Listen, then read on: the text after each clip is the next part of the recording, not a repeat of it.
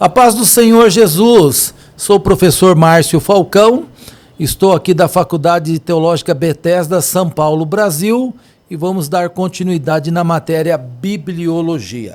Paramos na estrutura do Antigo Testamento na aula anterior, falamos sobre a estrutura da Bíblia hebraica, falamos da estrutura conforme o protestantismo, falamos da estrutura conforme o catolicismo. Lembra que tem uma divisão, Bíblia Católica do Oriente e Bíblia Católica do Ocidente. Católica do Oriente, Bíblia Antigo Testamento, mais Novo Testamento, mais 15 livros. Bíblia Católica do Ocidente, Novo Testamento, mais Antigo Testamento, mais 7 livros são chamados apócrifos.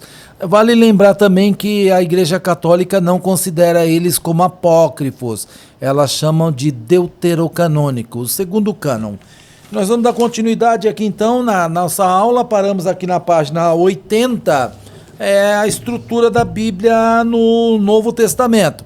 Como você já me conhece, né? Estou eu aqui com o meu belo e bom papel para escrever, porque eu gosto de escrever e eu recomendo que você leve um caderno para escrever o que você absorve da aula. O Novo Testamento a gente divide ele em 4 partes também. Lembra que a Bíblia, a divisão protestante em 4 partes, que nós já falamos, mas é bom rever. Lei, históricos, poéticos e proféticos. Lembrando os proféticos divididos em 2 grupos, profetas maiores, profetas menores. E falamos que os profetas maiores não é com relação ao tamanho do livro, por causa do Lamentações de Jeremias, mas sim por causa do tempo de ministério. E os profetas menores são o livro dos 12 para o judeu e 12 profetas menores para nós protestantes. Agora, o Novo Testamento também ele faz uma divisão para ficar sistematicamente fácil de ser compreendido. Dividido em quatro volumes. Os biográficos, que falam da biografia. Os históricos, livros históricos, ou um livro histórico, não históricos, porque é um só. Epístolas.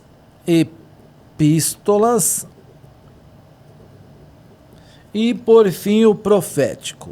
Essa é a divisão que nós temos. De novo, está aqui, você já sabe como que é o meu trabalho, né? Se eu tivesse uma lousa, você ia ver que beleza. Novo Testamento, dividido em biográficos, são 4 livros, não 4 evangelhos. Tome cuidado, vou explicar isso agora. Um livro histórico, as epístolas que estão aí, que nós vamos ver quais são. E, por fim, um livro chamado profético. Vamos ver cada um aqui. Importante lembrar lembrando que, quando eu falo de biográficos, são aqueles livros que falam da biografia, falam da vida de Jesus. É importante você, meu aluno, lembrar que não existe evangelhos. A Bíblia fala do evangelho de Jesus. O evangelho é um, são 4 autores. Mateus, Marcos, Lucas e João. Quando que eu ensino meus alunos, eu falo, olha, quando você for ler, não lê Evangelho de Mateus. O Evangelho de Mateus não é importante para nós. A igreja não tem nada com o Evangelho de Mateus. A igreja, ela segue o Evangelho de Jesus segundo escreveu Mateus. Evangelho de Jesus segundo escreveu Marcos. Evangelho de Jesus segundo escreveu Lucas. Quantos evangelhos são? Um evangelho, mas escrito por 4 autores. E aí nessa forma de escrita nós temos o que chamamos de evangelho sinótico. A palavra sinótico significa de uma mesma visão.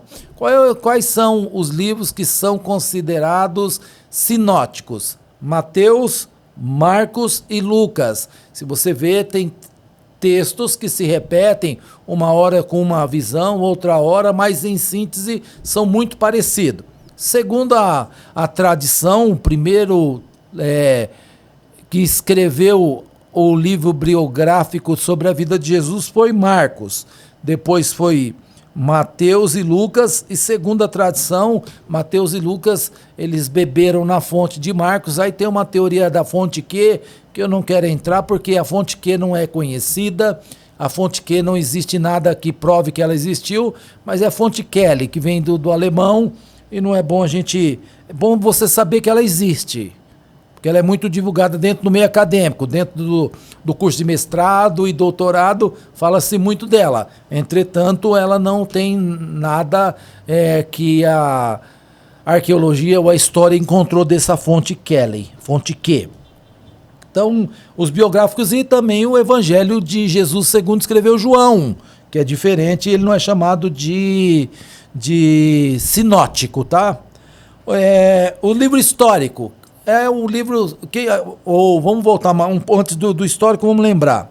Segundo a tradição, Mateus escreveu o Evangelho de Jesus segundo Mateus. Lucas é o que escreveu o Evangelho de Lucas, Jesus segundo escreveu Lucas, e também o livro de Atos dos Apóstolos, que poderia, segundo Meyer Pearman, um autor judeu que escreveu uma coleção de livros importante. Se você quiser ler um livro de teologia sistemática ou sobre a exposição desses textos de Marcos, de Mateus, Marcos, Lucas e João, Pearman tem os seus comentários. Eu indico ele, Meyer Pearman, Editora Vida.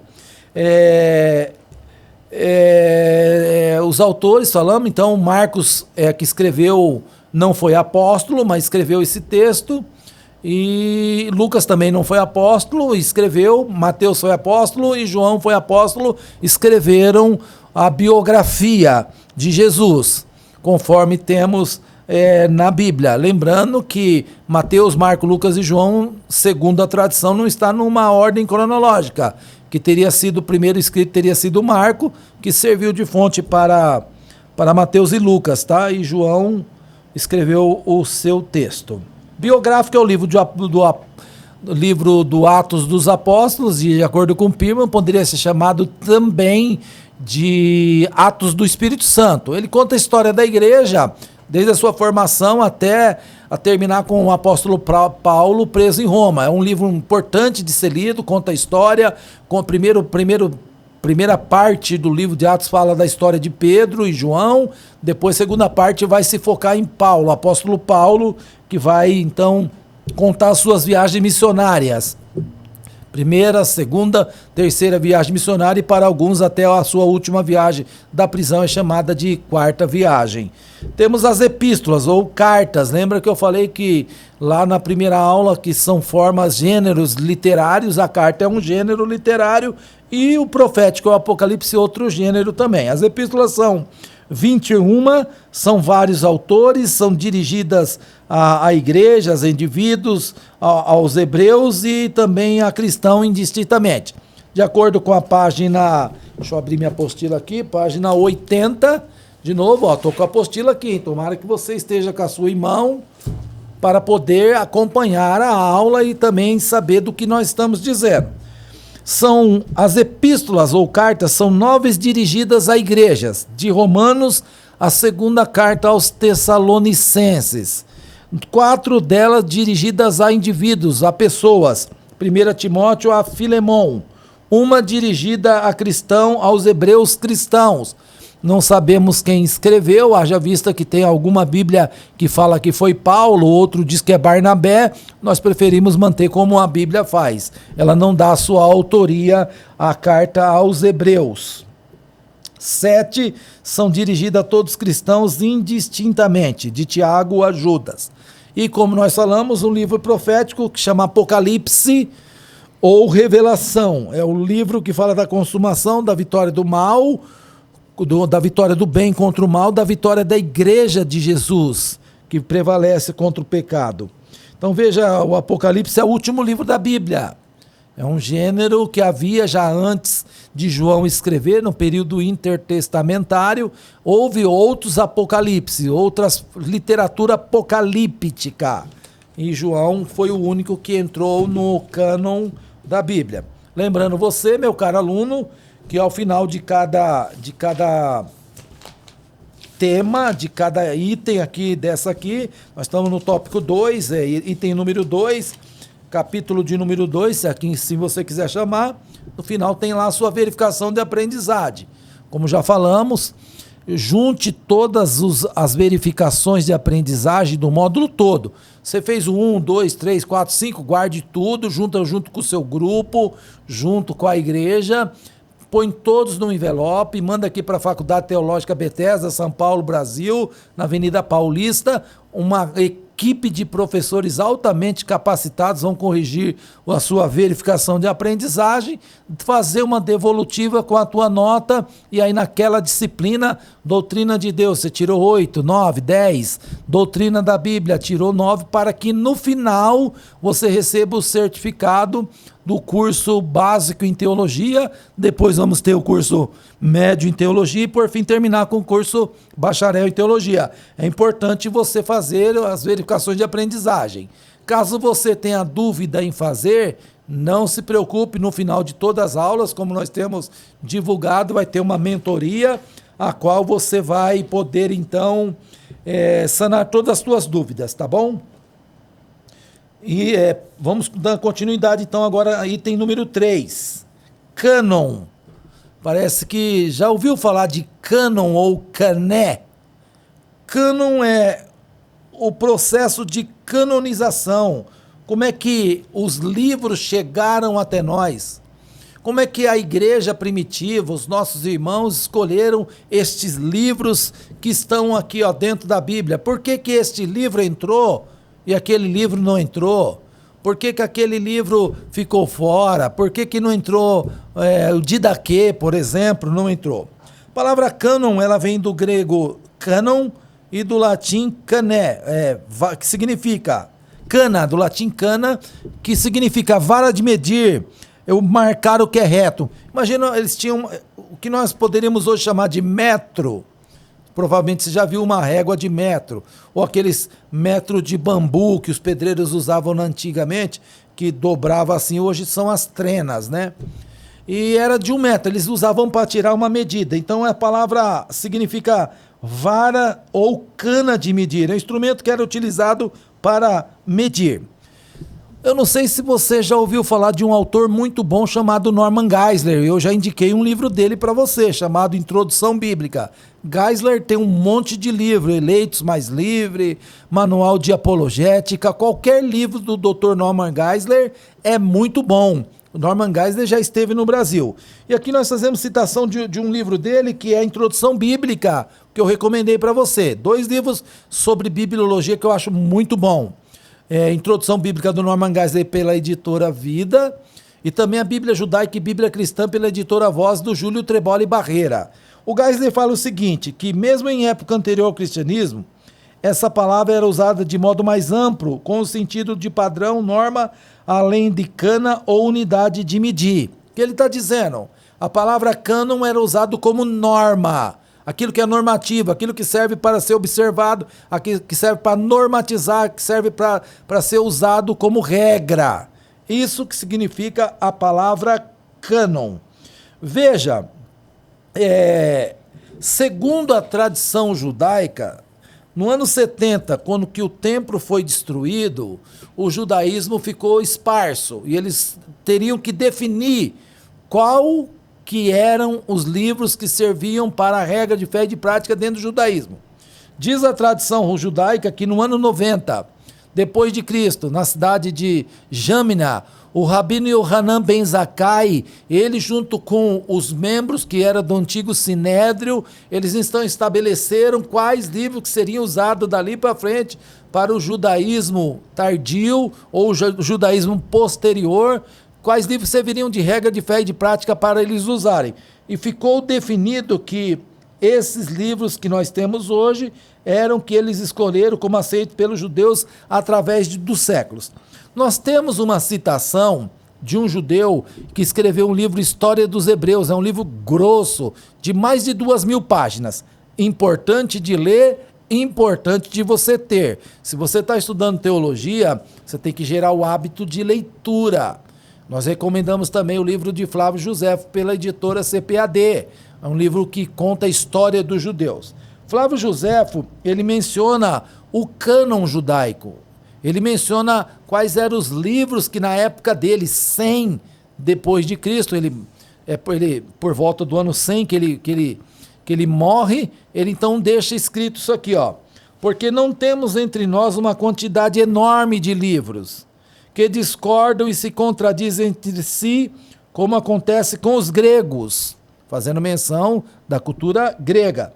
Mas apenas 22 livros. Por que 22? Porque ele vai unir 2 livros. Lembra que eu falei que era 24 e ele vai dizer que é 22. Que ele une 2 outros livros formando 22. Que contém registro de todos os tempos passados.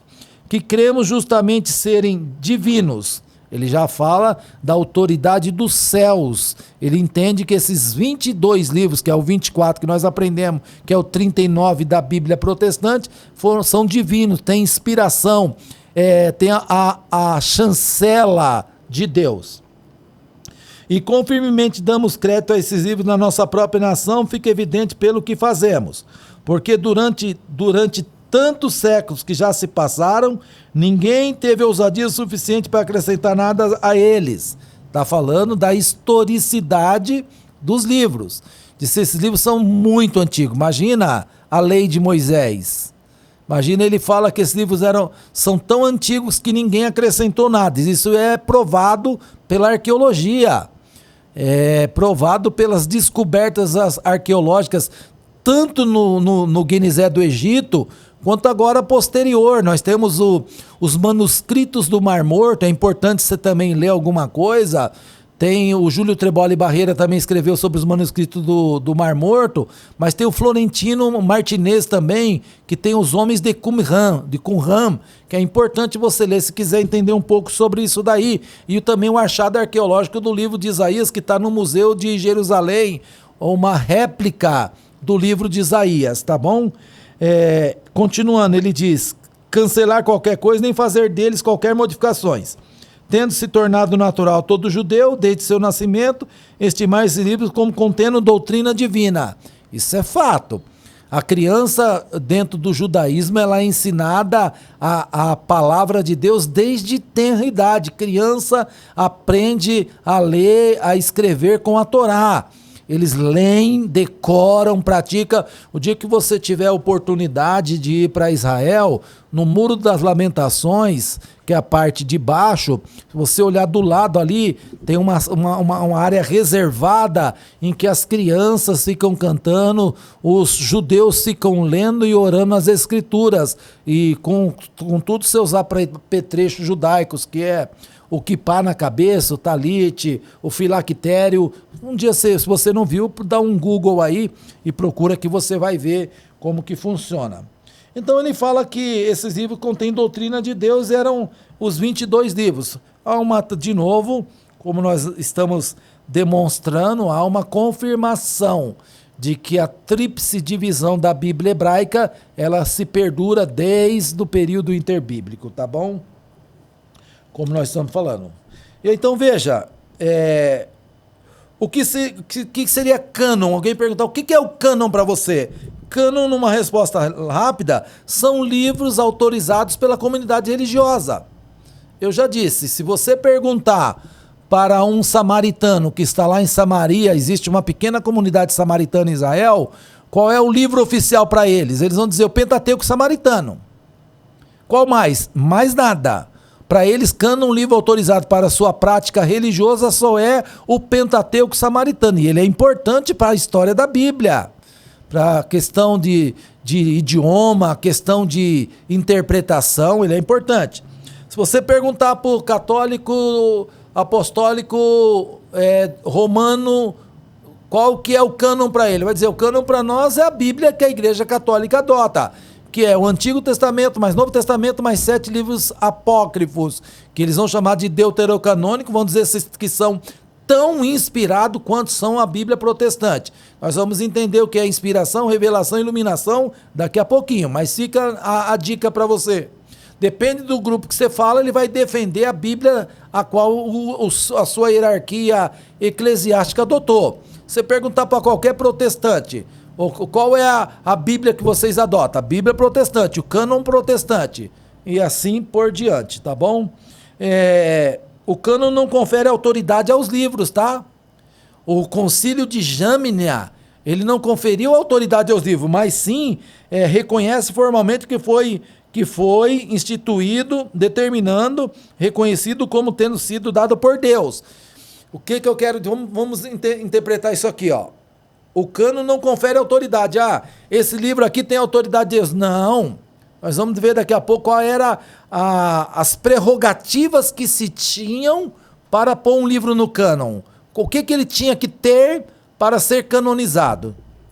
O judaísmo, ele então pega os livros que já eram usados dentro da sinagoga, dentro do ofício religioso, os livros que eram usados pelo sacerdote, pelos escribas, fariseus. Então, nesse concílio de Jâmnia, no ano 90, Yohanan ben Zakkai vai estabelecer o cânon judaico, tá? E o Novo Testamento vai acontecer lá por volta do ano 400. Lembrando você... De novo, que a nossa matéria é bibliologia, deixa eu ver se eu acho a lição que eu tinha que falar. Tá aqui, ó. Lembra você de novo que até o ano 1250, a Bíblia não tinha capítulo nem versículo. Em 1551, a Bíblia colocou os versículos no Antigo Testamento. 1250, a Bíblia não tinha capítulo nem versículo. 1250, Hugo de Saint-Clair é o primeiro a colocar os capítulos. 1445, Rabi Natan coloca os versículos no Antigo Testamento. 1551, Robert Esteves coloca os versículos no Novo Testamento. E 1560 aparece a primeira Bíblia com capítulo e versículo. Então, isso, no ano 400, havia-se já começou a igreja a pensar também num cânon do Novo Testamento. Se o cânon do Antigo Testamento já estava formado e determinado no ano 90... Depois de 300 anos, a igreja vai se posicionar acerca de quais livros serviriam para a regra de fé e de prática, porque já começava a comentar, já havia comentário, divisão dentro da igreja de que livro serviria ou qual livro não serviria para a regra de fé. Tá bom? De novo, página 83, verificação de aprendizado, tá aí, ó. O que significa cânon, já falei para você, cânon significa aqueles livros ou uma vara de medir, marcar o que é reto, ou o significado dele aí que serve como instrumento para medir. E aí você faz essas respostas, envia aqui para a Faculdade Teológica Bethesda. Agora na página 84, é o processo da canonização. Veja que não foi assim rápido. Havia um processo, o livro tinha que passar, tinha que ver se a igreja aceitava, quem escreveu o livro, é apóstolo, não é apóstolo. Estamos dizendo do cânon do Novo Testamento. Do Antigo já estava fechado no ano 90, na cidade de Jâmnia, pelo rabino chamado Yohanan ben Zakkai. No Novo Testamento, o que vai acontecer? Vai acontecer que por volta do ano 200 aparece um homem chamado Marcião. Ele vai forçar a igreja a estabelecer o seu cânon. Por quê? Porque ele rejeitava alguns textos da Bíblia, alguns livros da Bíblia. Por exemplo, dos livros biográficos que nós falamos agora, ele só aceitava o Evangelho de Jesus segundo escreveu Lucas, rejeitava Mateus, rejeitava Marcos, rejeitava João, e mesmo no Evangelho de Lucas, o que ele fazia? Ele fazia uma tesoura. Havia texto que ele aceitava para a igreja primitiva, outros que ele não aceitava. Ele passava uma tesoura, fazia um recorte, só ficava com aquilo que apoiava a doutrina que ele seguia. E isso vai forçar, então, a igreja a se posicionar com relação a que livro que ela deve aceitar para que seja usado como regra de fé e de prática. E aí, nós colocamos aqui alguns exemplos que talvez lá na igreja primitiva eles usavam para estabelecer que livro deveria ser usado como marca, como vara, como medida, como regra para a igreja primitiva. Primeiro, chegava um livro lá, Evangelho de Paulo. Vamos ver quem escreveu esse texto. É apóstolo ou não é apóstolo? Bom, apóstolo Paulo é apóstolo. Não andou com Jesus, mas teve uma visão de Jesus, foi reconhecido como apóstolo. Passou pelo primeiro crivo. O conteúdo desse texto que chegou até nós, ele tem um conteúdo espiritual? Ele tem uma regra de espiritualidade? Não, então ele era rejeitado. Eram os testes que a igreja primitiva fazia, que a gente enumerou 5. Pode ser que tenha até mais, mas nós estamos sugerindo esses daqui, que é uma maneira de entender como que estes livros chegaram até o dia de hoje. Primeiro, quem escreveu é apóstolo ou não? Vamos pegar o exemplo do Evangelho de Jesus segundo escreveu Marcos. Se pensasse só nessa regra, que quem escreveu é apóstolo, o Evangelho de Jesus segundo Marcos estaria fora. Porque a pergunta é, Marcos foi apóstolo? Quer outro exemplo? Lucas foi apóstolo? Provavelmente você que está estudando aqui conosco, você poderia já dizer, não foram apóstolos, então está rejeitado? Não, calma aí. Segunda regra, o conteúdo desse livro é espiritual, o livro estava sendo lido nas igrejas, o seu conteúdo servia para edificação espiritual. Esse livro tem alguma igreja que adota ele? A igreja de Colossos segue ele, a igreja dos Efésios segue ele. Os filipenses adotam esse livro? Sim, passou pelo crivo. Terceiro crivo, exatidão doutrinária. Veja, é importante lembrar você, meu caro aluno, o que é doutrina. Para não confundir doutrina com costume. Costume é transitório, é passageiro. Costume, ele muda de lugar para lugar, de região para região. A doutrina não. O que nós falamos por doutrina? Deixa eu tentar te explicar. Doutrina vem do latim doctrina e significa ensino. O que é o ensino? Quando você vai falar sobre doutrina, você tem que falar sobre aquilo que está na Bíblia. Não vai dizer que você está doutrinando alguém, mas não fala do que está na Bíblia. Vai falar de costume. Por exemplo, aqui é proibido televisão. Isso está na Bíblia? Não, não está. Isso é costume. Você pode até proibir, não tem problema nenhum de você proibir. Só não diga que está na Bíblia. Porque na Bíblia está a doutrina. Doutrina é aquilo que está na Bíblia. O que não está na Bíblia é costume. Nós, por muito tempo, vemos no Brasil as pessoas têm uma confusão muito grande com doutrina e costume. Vai num culto denominado doutrina, chega lá, você só ouvia de costume. Não pode essa sandália, não pode aquele tipo de roupa, não pode aquele tipo de corte de cabelo. Isso é costume. Doutrina, e aí eu vou dizer mais. Quando você for falar de doutrina, fale das doutrinas essenciais do cristianismo. Eu não fico discutindo forma de batismo. Por exemplo, você sabe que tem 3 tipos de formas batismais: efusão, imersão e aspersão. Qual é a correta? Eu não sei te dizer qual é a correta. Eu sei que a Bíblia fala do batismo. E aí a Bíblia fala que aquele que crer e for batizado será salvo. Isso a Bíblia fala. Tá bom? Agora a forma, depende da igreja que você tiver. Ela vai dizer uma forma e ela vai se justificar para aquela forma que ela adota. Eu prefiro discutir doutrina quando eu estou falando com alguém que não compartilha da mesma fé. Por exemplo, se você pega um grupo religioso que fala que Jesus não é Deus, você vai falar que Jesus é Deus porque isso é doutrina. Essa doutrina chama cristologia. Imagina você encontrar uma testemunha de Jeová que fala que o Espírito Santo é uma força ativa. E você vai estudar aqui conosco a matéria pneumatologia e lá você vai entender que o Espírito Santo é Deus. Vale lembrar. Lembra que nós já estudamos atributos de Deus no módulo 1? Veja como que as matérias elas se comunicam uma com a outra toda hora.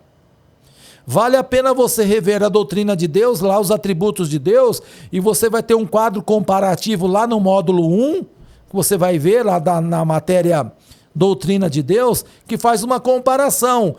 O Pai é Deus, Jesus é Deus, o Espírito Santo é Deus. Por quê? Se o Espírito Santo possui aqueles atributos que é inerente à divindade, logo o Espírito Santo é Deus. Por exemplo, se o Deus Pai é eterno, Jesus tem que ser eterno e o Espírito Santo é eterno. Porque se o Espírito Santo não for eterno e Jesus também não for eterno, ele não pode ser Deus. Porque a Bíblia mostra que Jesus é eterno. João capítulo 1, versículo 1 vai mostrar a eternidade do verbo. No princípio era o verbo estava com Deus e o verbo era Deus. Hebreus 9,14 fala pelo Espírito eterno. Espírito eterno está falando do Espírito Santo com o atributo da eternidade. Logo, se o Espírito Santo é eterno, ele é divino. É disso que nós estamos falando. Então veja, o que a exatidão doutrinária? A doutrina não pode ser dúbia. Eu tenho um texto da Bíblia que Paulo fala que Deus não é Deus de confusão. Imagina uma hora fala uma coisa aqui, fala outra hora ali, isso daí gera uma confusão e nós ficamos sem entender qual é a verdade. A Bíblia não acontece isso. Vou dar um exemplo para você aqui para tentar ficar fácil. Eu já disse, talvez eu tenha até confundido o texto lá atrás. No livro de Gênesis, eu disse capítulo 5, mas estava em casa revendo, é Gênesis 6. Diz que Deus se arrependeu de fazer o homem. Que havia feito na face da terra. Tá isso mesmo, Gênesis 6. Deus se arrependeu de fazer o homem. Quando você vê Números 23, 19, lá está escrito: Deus não é homem para que minta, nem filho do homem para que se arrependa. Quando você vê esses dois textos, há uma aparente contradição. Alguém diria logo assim: tem contradição. Eu vou dizer: não, calma que você é estudante. Estudante não pode ser afoito, já sair falando sem saber, sem pesquisar, sem estudar. Não, vai com calma. Livro de Gênesis diz que Deus se arrependeu de fazer o homem. Números 23, 19 diz que Deus não é homem para que minta, nem filho do homem para que se arrependa. Qual que está certo? Os dois. Por quê? Porque você que é aluno da Faculdade Teológica Bethesda, você tem a possibilidade de fazer aqui na Faculdade Teológica também uma imersão no hebraico. Tanto é que já está aberta a inscrição. Se você está vendo esse vídeo hoje, se não está, pode esperar que sempre vai voltar a iniciação ao hebraico com o pastor César Cavalcante. Você tem a oportunidade de aprender os idiomas originais das Escrituras, que é o hebraico, o aramaico e o grego, aqui pela Faculdade Teológica Bethesda. Lá no Gênesis, a palavra se arrependeu, no hebraico é naham. E naham não é se arrepender. Naham significa sentir o pesar. Deixa eu tentar usar um exemplo para você. Imagina que você que tenha filho, vê um filho errar, e você tem que corrigir o teu filho para que ele não erre mais. E você sabe que aquela correção, que se você for aplicar nele, será pesada demais e ele não suporta. Então você sente um pesar no coração, mas tem que aplicar a correção. O livro de Gênesis capítulo 6 fala disso. Ele mostra que Deus sentiu um pesar, vendo que o homem não suportaria a sua correção, então Deus sentiu pesar. Agora, no livro de Números, é literalmente o que nós estamos dizendo. Deus não é um filho do homem para que minta, nem filho do homem para que se arrependa. Então tá certo, exatidão doutrinária. Temos que tomar muito cuidado com as aparentes contradições. O que mais fazem hoje os céticos, os críticos da Bíblia, aqueles que não aceitam a palavra de Deus, é colocar a Bíblia em dúvida. Você não é um desses tais. Você está estudando para quê? Para poder entender primeiro para você, para dar razão da esperança que há em você, e segundo, quando você tiver alguém nesse mar de dúvidas, você ajudá-lo a compreender a palavra de Deus. Então, exatidão doutrinária. A doutrina é exata, a doutrina está sendo ensinada, ela é perene, ela é constante, ela é igual em todo lugar, passava pelo crivo. Quarto, o uso. Quem está usando este livro? Quem está usando esta carta? Lembra que quando a gente fala em livro, não pensa nesse formato aqui não, ó. Livro era uma carta. Livro, isso aí é coisa moderna. Então o uso. O livro fora universalmente reconhecido nas igrejas, sendo amplamente citado pelos pais da igreja. De novo, tá vendo como nós sempre voltamos na história? Nós vamos ter história de Israel e vamos ter história da igreja. Os pais da igreja, os pais apologéticos e os pais apostólicos, tem uma coleção pela editora Paulus que eu recomendo também, chamados pais apologetas, aqueles que faziam a defesa da fé. E os pais da igreja, eles fazem menção aos textos da Bíblia. Nós temos menção da Bíblia com os pais da igreja. A questão de quem usava o evangelho, com que cidade que usava, nós temos isso aqui, o uso deles. Esse texto era usado em tal igreja? Era amplamente aceito? Era. Passou pelo crivo. E por fim, uma forma subjetiva, que é falar da inspiração. Inspiração divina. Ela dava verdadeira evidência da inspiração divina. Daqui a pouco eu acho que aqui depois vem o cânon, nós vamos falar sobre inspiração, revelação e iluminação. Para ficar mais claro, eu não quero atropelar aqui, ó. É na página de número 93. Você já, depois que terminar essa aula, já começa a ler, para você ficar mais fácil de entender essas três palavras: iluminação, inspiração e revelação. Por enquanto, vamos ficar no teste de canonicidade. Se todos esses itens não bastava ter um, tem que ser concomitante. Se passou pela apostolicidade, é apóstolo ou não que escreveu? Não é apóstolo, mas tem conteúdo espiritual? Tem. Tem exatidão doutrinária? Tem. É usado na igreja? É. Traz característica de inspiração divina? Então esse livro era aprovado, separa ele para o cânon. É apóstolo? É apóstolo. É usado? É usado. É apóstolo? É apóstolo. Vamos lá, Evangelho de Paulo. É apóstolo que escreveu? Supondo que foi. É usado na igreja? É usado. Mas a doutrina dele é exatidão doutrinária? Não tem. Rejeita esse livro. Tinha que ter todos eles concomitantemente, juntos. Não basta ter um item, tinha que ter todos. Os 5 itens que nós colocamos aqui, para que um livro fosse colocado como sendo canônico. Colocado como um livro que servia de regra de uso e de prática para a igreja. Um livro que inspirasse doutrina para ser vivida pelos nossos irmãos da igreja. Então, teste para determinar a canonicidade, páginas de número 84 a 85, termina com a verificação de aprendizagem e você pode fazer isso aqui. Vale lembrar, como eu disse para você, que nós temos na história diferentes cânons. Cânones foram desenvolvidos ao longo dos séculos em diferentes cânones, são usados por várias comunidades religiosas no mundo. Por exemplo, nós temos o cânon samaritano. O dia que você for lá em Samaria, em Israel, você vai ver lá a comunidade samaritana, que eles usam o Pentateuco samaritano. Os judeus, o cânon para os judeus é o Taná. Deixa eu pegar minha folha aqui, que ela sempre vai te ajudar. Deixa eu ver qual delas aqui para falar do Taná. Deixa eu achar aqui, ó. Vou abrir ela aqui para você ver, ó. Esse aqui é o cânon judaico, ó, Taná. Não tem mais nada, é só Torá, Nevim, Ketuvim. É a lei, os profetas e os escritos. Segundo a tradição judaica, 24 livros, Flávio José 22, mas é a mesma coisa. E na Bíblia protestante, 39 livros. Então veja, o cânon judaico é isso aqui, ó. Nada mais, nada menos. 24 livros, 39 que nós temos, tá bom? O cânon cristão.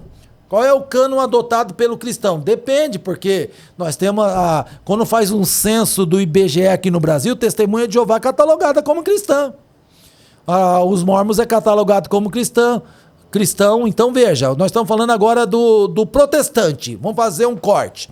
Qual é o cânon para o protestante? Protestantes são o Antigo Testamento e Novo Testamento. 27 livros no Novo, 39 no Antigo, dá 66 livros. Se você perguntar para o católico apostólico romano, o cânon dele é Antigo Testamento, Novo Testamento, mais 7 livros apócrifos. Se você pegar aqui em São Paulo, aqui nós temos uma igreja ortodoxa grega.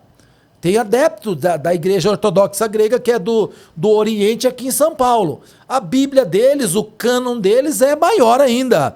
É o Antigo Testamento com 39 livros, Novo Testamento com 27 livros, mais 15 apócrifos. Então, depende do grupo que você está, eles vão desenvolver, vão dizer acerca do seu cânon, tá bom? E aí nós, então, pulamos para a página de número 87. Temos falado bastante de apócrifos, ou pseudepígrafos, ou deuterocanônicos. Agora está aqui, ó. Lembra que eu falei para você? Aqui você já está apto a ter uma aula só de livros apócrifos. Cláudio, quanto tempo? Tá bom. Veja, vamos falar sobre os apócrifos. Os apócrifos são aqueles livros que têm valor histórico. Tem que rejeitar? Não, você pode ler.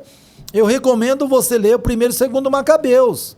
Agora, o que é importante também você ler os apócrifos? Aqui nessa aula de agora você vai entender da onde surgiu as heresias dentro da Igreja Católica Apostólica Romana.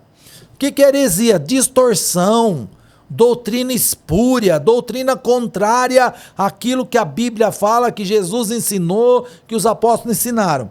Olha, você tem aqui na sua mão, na página de número 87, os livros apócrifos que são adotados pela Igreja do Oriente.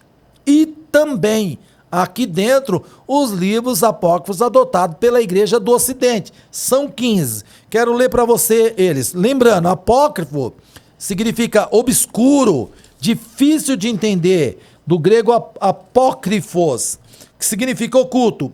Eram livros escritos por autores judeus. A tradição judaica, nós não sabemos quem são os autores, mas eram pessoas que conheciam a tradição judaica. Lidos, porque esses livros aqui eram lidos pelos judeus. Nós não temos assim como afirmar que as sinagogas liam ou que os cristãos liam e praticavam, mas a probabilidade é verdadeira que eles liam esses livros. Agora, se usavam como regra de fé e de prática, não. Isso a gente não sabe. Agora, no livro dos Macabeus, sim, a gente sabe que os judeus usam até hoje, por causa da festa do Hanukkah, outras festas judaicas também, festa das luzes, o livro de Esther, aqui nós temos os Macabeus contando a história do período dos Macabeus, como que eles tiraram Antíoco Epifânio do poder e assumiram o sacerdócio de Jerusalém até chegar com a vinda de Cristo. Então nós temos aqui. Agora, quais são esses livros? Terceiro livro de Esdras, quarto livro de Esdras, esses não estão na Bíblia, nós temos um livro de Esdras e um livro de Neemias. No judaísmo eles juntos dois formam um, no cristianismo a gente separa, são dois. Livro de Tobias, livro de Judite, adição ao livro de Esther. Olha o livro, Sabedoria de Salomão, não chama atenção? Imagina, um livro escrito por Salomão e que não está na Bíblia. Faz a regra, faz o teste de canonicidade. Qual é a doutrina? A exatidão doutrinária é usado? Não, então deixa de lado. Sabedoria de Jesus, o filho de Siraque, ou Eclesiástico. Lembra que eu falei para você, que eu falei de uma citação do Eclesiástico, que ele fala sobre a divisão da Bíblia? Deixa eu achar ele aqui para você. A divisão da Bíblia está aqui, ó, no Eclesiástico, do ano 117 a.C., ele fala da tríplice divisão da Bíblia hebraica. Ele pode não ser usado como regra de fé, mas ele vai trazer como que o judaísmo tardio, o judaísmo intertestamentário, ele tinha a divisão da Bíblia. Lá nesse livro vai dizer a tríplice partição, lei, vou ler para você para ficar mais claro. Ó. Muitos grandes ensinamentos nos foram dados por meio da lei, dos profetas e dos escritos que o seguiram. A tríplice divisão, lei, profetas e escritos, conforme a gente já estudou, mas que está citado nesse livro aqui, ó, Eclesiástico.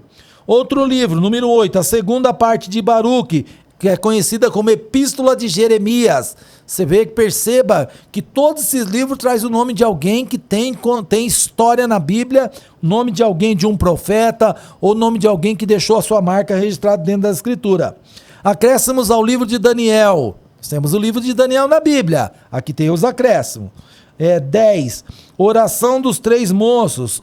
11. Susana. 12. A oração de Manassés. Manassés foi um rei terrível que teve na Bíblia. Aqui vai retratar a oração de Manassés. Primeiro Macabeus, segundo Macabeus. Veja, é interessante a história desses livros, porque eles trazem um contexto histórico, o que está acontecendo.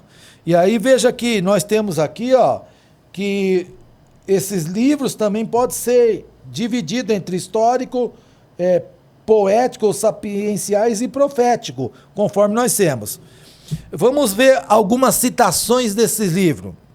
Por que que eles não entraram? Lembra que a regra era conteúdo espiritual?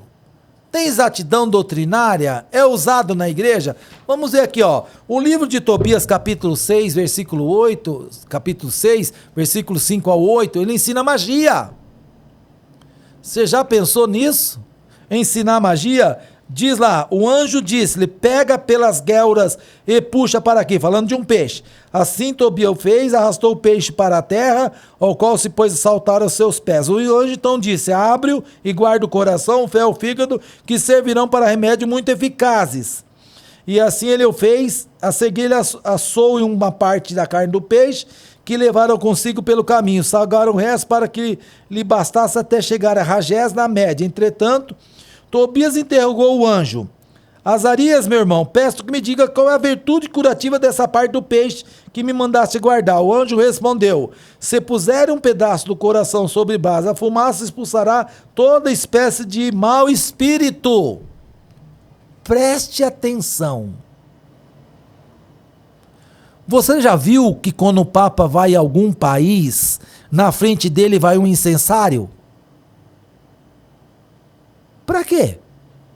Você acha que aquilo ali é só fumaça? Ou tem uma conotação espiritual? Segundo o livro de Tobias, aquela fumaça expulsa demônio, expulsa espírito mau. A Bíblia fala que o demônio não sai pela fumaça. O demônio não sai pelo cheiro de alguma parte do peixe. A Bíblia ensina que o demônio só sai pelo poderoso nome de Jesus. Ensina magia. Por isso que está na igreja. Esse livro vai fazer parte do cânon católico, para ele então corroborar com a sua doutrina de que o incensário cria um ambiente. E outras religiões também que usam incenso, dá uma olhada o que está por trás do uso, não é só o cheiro. Se tiver conotação espiritual, foge dessas coisas, corre dessas coisas, tome cuidado. Veja, outra coisa, dar esmola purifica pecado, não é a doutrina católica apostólica romana que dava-se dinheiro para sair do purgatório, mas aonde está nisso? Porque a pergunta que eu faço toda vez que eu dou aula para meus alunos, e quem é meu aluno me conhece há muito tempo, é aonde está na Bíblia? Você quer ver se uma doutrina é bíblica ou não? Seja na igreja, onde for, onde você estiver, até dentro da sua igreja. Você pergunta para quem está ensinando aonde está na Bíblia. Você resolve muita coisa com uma pergunta muito simples. Pode me mostrar aonde está na Bíblia? Agora, cuidado.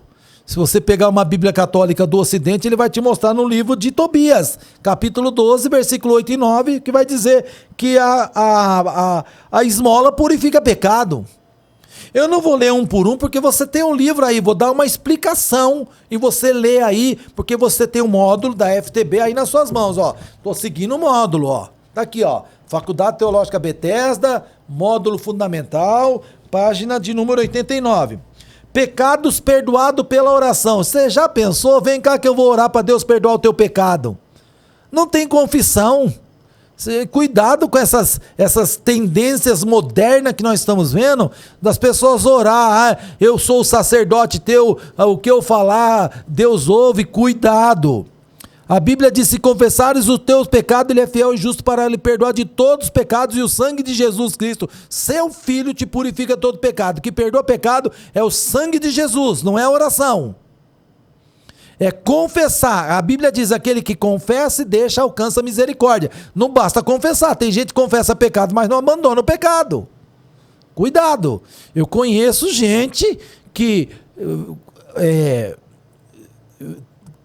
cometeu pecado, confessou o pecado para a igreja, mas não separa do pecado. Vou dar um exemplo disso. Pessoa separou da mulher, casou com outra pessoa dentro da igreja, confessou o pecado, abandonei, casou com uma irmã mais nova na igreja e continua, os irmãos me perdoa, mas abandona o pecado, separa lá que não pode, é pecado. Então a Bíblia diz, aquele que confessa e deixa, não é aquele só que confessa. Aqui, ó, o pecado é perdoado pela oração. Oração, meu irmão, é importante. E a recomendação do livro de Atos dos Apóstolos diz que eles perseveravam, capítulo 7, perseveravam na oração e na doutrina. Nem a ordem que está na Bíblia eu recomendo mudar. Porque a oração vem antes da ministração, a oração vem antes da doutrina. Porque é na oração que Deus fala, é na oração que Deus dirige, é na oração que Deus corrige e depois você ensina. Não tenta ensinar e orar depois que não dá certo. A sequência da Bíblia está correta. Oração pelos mortos. Você já viu oração pelos mortos ou não? É só dia 2 de novembro você ficar atento no movimento que tem no Brasil, você vai ver quem é que faz oração pelos mortos. Nós até fazemos um culto fúnebre quando morre alguém, mas não é pelo defunto. Nós fazemos um culto para louvar a Deus porque um santo foi salvo e foi para o céu. O culto é para a família, não é para o morto. Aqui diz que a oração é pelo morto. Meu irmão, pode orar quanto quiser. Se o morto foi para o Hades, para o Sheol, não sai de lá de jeito nenhum. Só vai sair para ir para um lugar pior, que a Bíblia chama de Guiena. Existência do purgatório. Conhece alguma igreja que ensina o purgatório? Ai, faz doação, entrega dinheiro, entrega oferenda, entrega terreno, entrega isso e ele sai do purgatório. Doutrina estranha, doutrina espúria, doutrina contrária à Bíblia, está no livro de Sabedoria, capítulo 3, versículo 1 até o versículo de número 4. Outra coisa, anjo que mente. Se um homem que mente já é desqualificado pela Bíblia, imagina um anjo. Um anjo que mente, a Bíblia dá nome para ele. A Bíblia dá o nome do pai e dá o nome de seus discípulos. A Bíblia diz que o diabo é o pai da mentira.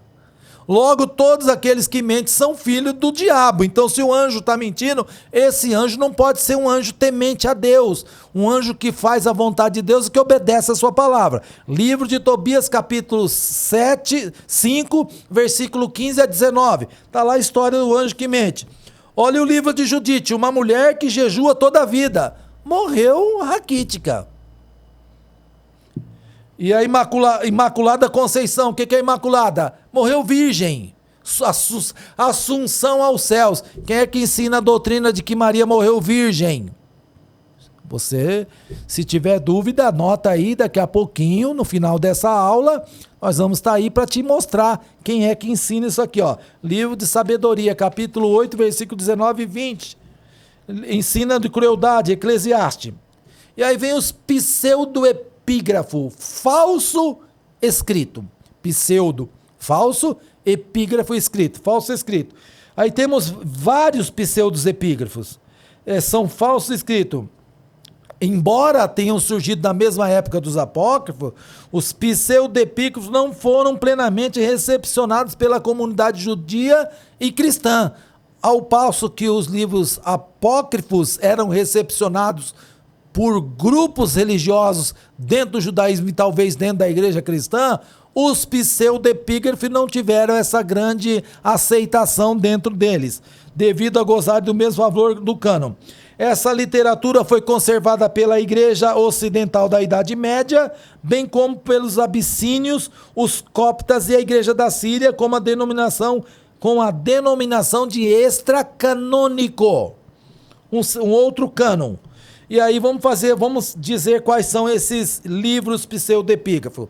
Veja, não pense você que evangelho só é o que nós temos na Bíblia. Tinham muitos livros, muitos textos com o nome de evangelho. Por exemplo, Evangelho segundo os Hebreus, Evangelho de Maria Madalena. Tá surgindo uns livros aí apócrifos agora aí, ó, de Maria Madalena que teve relação com Jesus.